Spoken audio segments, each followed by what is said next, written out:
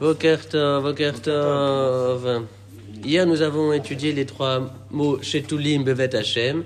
Ces trois mots qui expliquaient que les tzadikim étaient plantés dans la maison de Hashem. La suite du verset, Bechatzrot Elokenu Yafrichu, c'est dans les cours de notre Dieu qu'ils fleuriront. Donc les tzadikim sont plantés dans la maison de Hashem, et dans les cours de notre Dieu, ils fleuriront.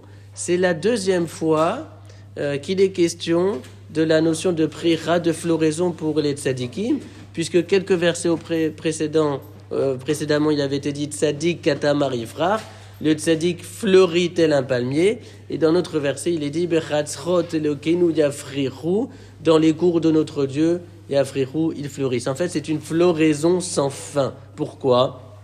Parce que cette floraison sans fin est liée à la personnalité du tzaddik, car le tzaddik, lui, il s'attache à Hachem. Or, par définition, Hachem, c'est le Ensof, c'est l'infini, de sorte que chaque nouvelle fleur est-elle une nouvelle appréhension de Dieu. Chaque nouvelle fleur est-elle une proximité nouvelle avec Akadosh Baruch Hu. Ça, c'était la première idée.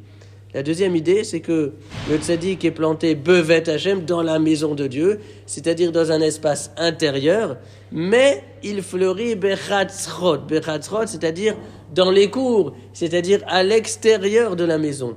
Donc en fait, le tzaddik, il s'enracine dans la maison de Hashem, c'est-à-dire que dans cet espace-là, il va se nourrir de sève et de vigueur, et ensuite il va pouvoir propager son beau parfum à l'extérieur, c'est-à-dire qu'il va profiter de tout ce qu'il a appris pour pouvoir ensuite le transmettre et l'enseigner pour les passants qui seraient intéressés à accueillir ici ou là une petite fleur d'éternité.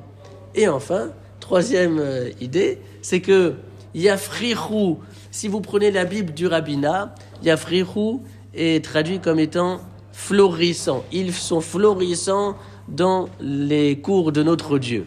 Mais il faut observer que Yafrichu, c'est du hifil, c'est-à-dire une forme factitive, c'est-à-dire faire. Si on veut traduire précisément Yafrichu, on dirait aussi faire fleurir. C'est-à-dire que le tzaddik, il fleurit lui-même et il fait fleurir précisément toutes les neshamot, toutes les âmes qui apprennent de lui et qui acceptent de cueillir, donc, comme on le disait, une fleur de Akadosh Baruch Hu.